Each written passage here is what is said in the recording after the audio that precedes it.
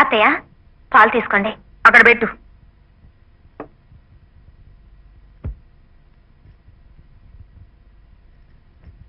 ఏయ్ ఆగు. ఎవరితవే నువ్వు? నిన్నే అడిగేది. ఎవరు నువ్వు? నేను నా కొడుకు పెళ్ళానివేనా? అవును అవును. ఇలారా కూర్చో. అటువైపు తిరుగు.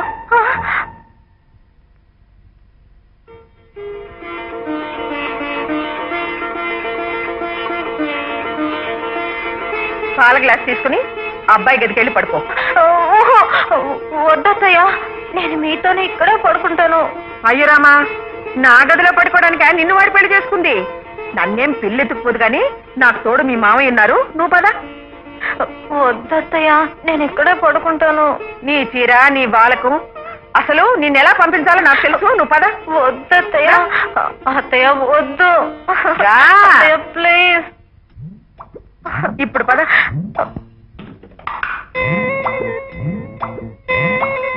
పద.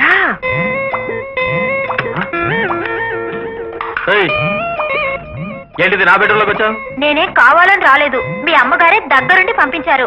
ఓహో, అయితే అలా దూరంగా కింద పడుకో. కింద? నాకు అసలే చలి, నేను పడుకోలేను బాబు. అయ్యో, మరి ఎక్కడ పడుకుంటావమ్మా? ఏ ఇద్దరికి ఆ మంచు సరిపోదా? ఆహా, సరిపోతే నా పక్కనే వచ్చి వెచ్చగా పడుకుంటావనా? మరి నాకు మంచం మీద పడుకోవడమే అలవాటు, కింద పడుకుంటే నాకు నిద్ర పట్టదు. అవునా? మంచం మీద పడుకో. పిచ్చి పిచ్చి వేషాలు వేసావంటే బొక్కలో దూసి మక్కలు లేదంట.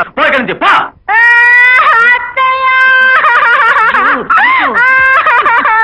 దివ్యా, ఏంటమ్మా? ఎందుకు ఏడుస్తూ? నోరు మూసుకుని నా మంచం మీద పడుకో. పడుకో. ఒరేయ్ మురళి, చూడండి అత్తయ్య. ఏమైందమ్మా? ఏమీ లేదని చెప్పు. మరి నన్ను ఇంకేమీ ప్రశ్నలు అడగకుండా ఉంటారా? అలాగే. చేతిలో చేయవేయండి. దివ్యా, అబ్బా, మీ చెయ్యి ఎంత మెత్తగా ఉందండి. ఏంటమ్మా ఏమైంది? ఏమి లేదత్తయ్య, ఇక్కడ పెద్ద బల్లిని చూసి దడుచుకున్నాను. అంతేనా? పెళ్లిపోయిందా? బల్లి దూరంగా వెళ్ళిపోయింది అత్తయ్య. మీరు పడుకోండి. అలాగే. పిచ్చి పిల్ల. బల్లుల్ని పిల్లుల్ని చూసి భయపడితే అయినట్టే. ఏంటి అలా చూస్తున్నావు? చలేస్తుందా? రా, నా పక్కన చేరిపో. దొర్లుకుంటూ వచ్చి నా దుప్పట్లో దొరిపో.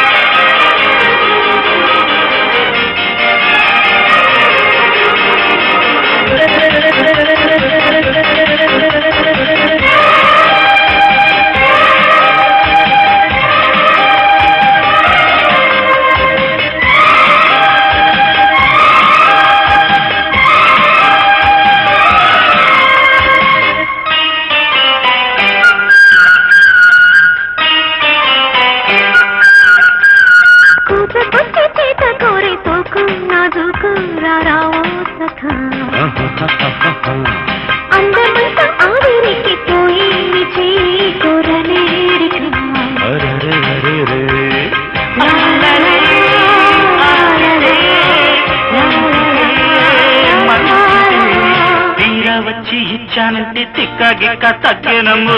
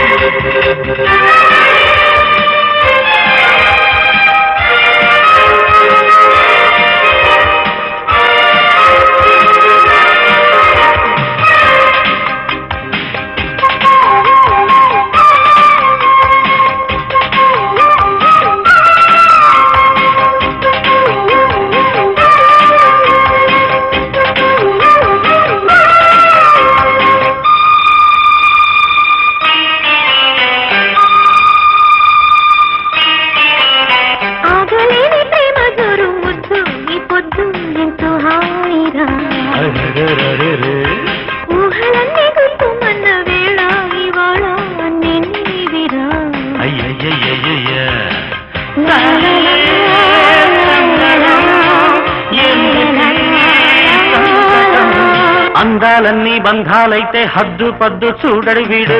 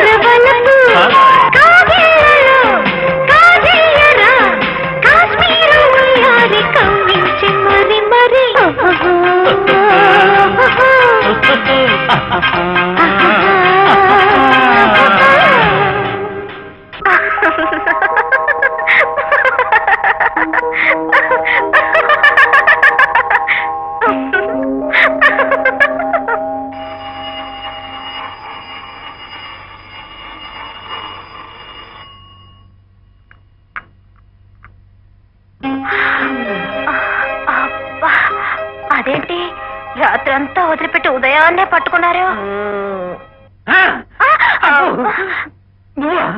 మరెవరనుకున్నారు? లేచిపోయిన మీ పెళ్ళ వచ్చి కాఫీ తెచ్చిందనుకున్నారా? అలా మీదికి ఎక్కేస్తావే రోడ్ రోలరా? పరుపులా మెత్తగా ఉన్నావని. పిచ్చి పిచ్చిగా మాట్లాడి నా శీలం చెడగొట్టుకో. అసలు ఎవరితో నువ్వు? ఇంకోసారి అలర్ట్ చేసావంటే నేను వెళ్ళిపోతాను. ఆ వెళ్ళు, పేడ వదిలిపోతుంది. కట్టుకున్న భార్య నీ కంటికి పీడలా కనిపిస్తుందట్రా? నిన్నింత పద్ధతిగా పెంచింది కట్టుకున్న పెళ్ళాన్ని హింసించడానికా? అయిన వాళ్ళని ఆస్తిపాస్తులన్నింటినీ వదులుకుని ఆడపిల్ల అత్తింటికి వచ్చేది మన ఆదరణ అభిమానం కోసం. అవి ఇవ్వకపోగా దాన్ని ఒక ఈగలాగా దోవలాగా చూస్తావా? ఇదేనా నీ సంస్కారం? ఆవేశపడకమ్మా, టాబ్లెట్ వేసుకుని ఇంకా ఎందుకురా నాకు మందులు? నీ అవకతవకల సంసారం చూడటానికా? ఇప్పుడు ఏమైందమ్మా? భార్యాభర్తలు అన్నాక చిలిపి గొడవలు రాకుండా ఉంటాయా? అవునమ్మా, ఇలా చిన్న చిన్న విషయాలుగా కంగారు పడిపోతావు ఎందుకు? డాక్టర్ గారు ఏం చెప్పారు? మాత్రలు వేసుకుని పద పద పదమ్మా, పద పద.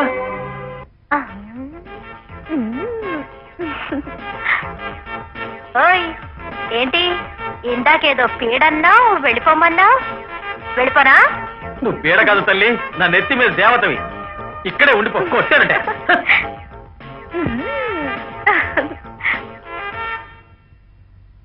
దీన్ని ఏమైనా తిట్టినా బయటికి పంపించాలని చూసినా అమ్మ ప్రాణాల మీదకి వస్తుంది.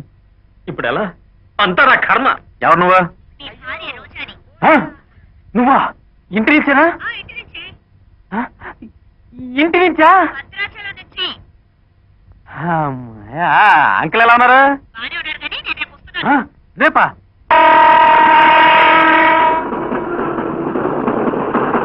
రోజా రోజా ప్లీజ్ రోజా, నేను చెప్పేది విను రోజా, నా మాట విను రోజా. నేను వినను.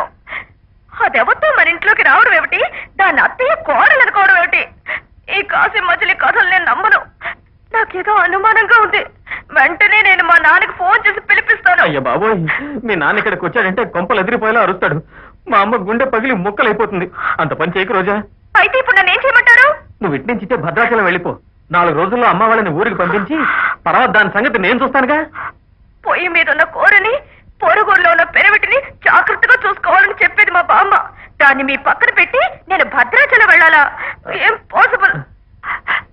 అయితే ఓ పంచి, 4-5 రోజులు ఇదే హోటల్ ఉండిపో. కట్టుకున్న పెళ్ళాన్ని అన్ని రోజులు హోటల్లో ఉండమంటారా? రోజా, నా పరిస్థితి అర్థం చేసుకోకుండా ఇలాగే మాట్లాడితే అక్కడ మా అమ్మ బలైపోతుంది. అంత మాట అనకండి. అయితే నేను చెప్పినట్టు విను. కాదు, నేను చెప్పినట్టుగానే మీరు వినాలి. ఏమిటది? ఆ పిల్ల మీకు ఏ మందో మాకో పెట్టకుండా, ఏ మందు వచ్చి మంచం ఎక్కకుండా మీ పక్కనే ఉంటే అన్ని పనులు చూసుకుంటానండి. ఏంటి, పక్క నుండి చూసుకుంటావా? ఎలా? మీ భారీగా కాదులండి, మన ఇంట్లో పని మనిషిగా. రోజా, నీ ఇంట్లో నువ్వు పని మనిషిగా చేస్తావా? 5 రోజులే కదండి, ఆ తర్వాత ఏటో దాన్ని తన్ని తరివేస్తారుగా. నేను పని మనిషిగా చేసేది నా ఇంట్లో నా వాళ్ళ కోసమే కదండి. రోజా, నువ్వు ఎంత మంచిదానివి రోజా, మై స్వీట్ రోజా. ఏమిటో ఈ పట్నవాసాలు, పని మనుషులు కూడా నెల తరబడి సెలవులు పెట్టి ప్రాణాలు తీసేస్తుంటారు. పని మనిషి ఈ రోజు వచ్చేస్తానంది మావయ్య. ఆ పని మనిషి అందరిలాంటిది కాదు, చాలా మంచిది. అవును, ఈ పాటికి వచ్చేసిండాలే, ఏమైంది? ఏమిటండి, ఏదో పని మనిషి కోసం తండ్రి కొడుకులు ఇద్దరు తెగ హైరాణ పడిపోతున్నారు. ఏం చెప్పంటాం, అంట్లు తోట దగ్గర నుంచి అన్ని పనులు తన పెళ్ళమే చేస్తున్నట, అందుకని భరించలేకపోతున్నాడట నీ పుత్రత. ఇలాంటివన్నీ తమతో చెప్పరగా నన్ను ఊకే అంటేస్తున్నాడు.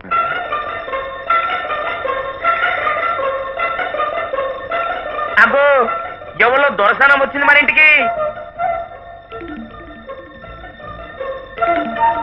ఎవరు కావాలి?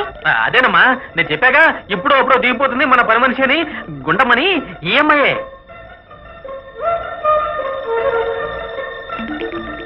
ఈ అమ్మాయి పని మనిషా? అవునమ్మా. అలా కనిపించటం లేదే. అలా కనిపించట్లేదంటావేంటి? పట్నం పని మనుషులు అంటే మన ఊరు ఎల్లమ్మ పుల్లమ్మలాగా ఉంటారేంటి? అలాగే ఉంటారు. ఎంత పట్నం పని మనిషి అయితే మాత్రం ఆ చీర, ఆ నగలు, ఆ పువ్వులు, ఆ లిప్స్టిక్. అబ్బబ్బబ్బబ్బ, ఆడవాళ్ళతో వచ్చిన సమస్య ఇది. ప్రతిదానికి నగలు, చీరలు, పూలు తప్ప వేరే పనే లేదు. పాపం అమ్మాయి భర్త దుబాయ్లో పనిచేస్తున్నాడు, కావలసినంత సంపాదిస్తున్నాడు, అక్కడి నుంచి పంపిస్తున్నాడు. నీకెలా తెలుసు? అవును అవును, నేనే చెప్పానమ్మా. ఈ పిల్ల వాలకం చూస్తుంటే పని పాట చేస్తుందా అని. లేదండి, అన్ని పనులు చేస్తాను. ఇగో, నువ్వు ఏం పనులు చేయాలో నేను చెప్తలే. నేను ఈ ఇంటికి పెద్ద పని మనిషిని. ముందుగా నాకు దండం పెట్టుకో. నోరు మూసుకుని పని అమ్మాయి గారిని లోపలికి తీసుకెళ్ళు. పని అమ్మాయి గారా? అబ్బబ్బబ్బా, ఏదో తెలియక నోరు జారాలేవే. ఇలాంటప్పుడు కూడా పని మనిషి గారు అనక పని మనిషి అంటారేంటి? నువ్వు లోపలికి వెళ్ళమ్మా. అమ్మాయి, నీ మొగుడు నిన్ను దుబాయ్కి ఎందుకు తీసుకెళ్ళలేదు? అది నా మొగుడు. అమ్మా, దీని మొగుడు విడిచిపెట్టిండేమో. అంటే అదే మనీ అన్నమాట. మన ఇంట్లో విడిచిపెట్టడం ఏమిట్రా? అదేనమ్మా, దీని మొగుడికి దీన్ని దుబాయ్ తీసుకెళ్ళడం కుదరలేదు, అందుకే నన్ను ఉంచుకోమన్నాడు. నిన్ను ఉంచుకోమన్నా ఏమిట్రా? అది కదమ్మా, చూడు, నేను చాలా మంచివాడిని అవును. అందుకే నన్ను నమ్మి దీన్ని జాగ్రత్తగా చూసుకోమని మన ఇంట్లో విడిచిపెట్టి వెళ్ళాడు. ఓహో, అదా.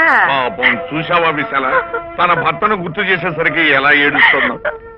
శ్రీరామచంద్ర, అమ్మాయి, నీ మూడు త్వరగా వచ్చేస్తాడు కానీ మా ఇంట్లో ఎడవకమ్మా. పెట్టి తీసుకుని లోపలికి వెళ్ళు.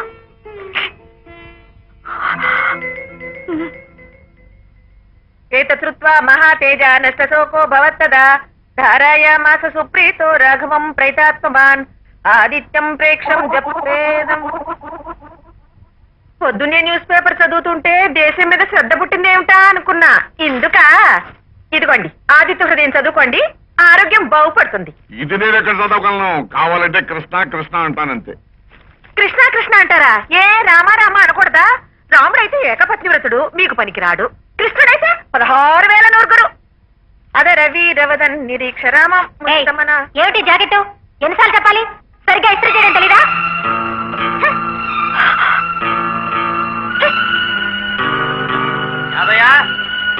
యాదయ్య, ఏం కావాలండి? నువ్వు ఎక్కడికి దూసిపోతున్నా? ఆయన పిలిస్తేను యాదయ్య లేడని. యాదయ్య లేకపోతే నువ్వు వెళ్ళిపోతావు బాత్రూంలోకి? వాడు పెళ్ళాలేదు. అమ్మాయి దివెలు, అబ్బాయి బాత్రూంలో కేకలేస్తున్నాడు చూడమ్మా. సోపది ఉందో లేదు చూడు, వీపుతావు. అబ్బబ్బా, ఎందుకే అనవసరంగా వాడి మీద కేకలేస్తావు? నేను ఖాళీగా ఉన్నానుగా, వాడికి ఏం కావాలో నేను చూస్తాను. నువ్వు మీరు నేను ఎందుకండి? వాడికి పెళ్ళాలేదు. ఉంది, అది ఎక్కడో లోపల ఉంది కదా. పిలిచారా అత్తయ్య? అమ్మా, బాత్రూంలో వాడు కేకలేస్తున్నాడు, వీపు రుద్దాలేమో చూడు, వెళ్ళు. అలాగే అత్తయ్య. కుర్ర పిల్లని పనిలో పెట్టుకోవద్దంటే వినరు. ఒకటే గోల గోల.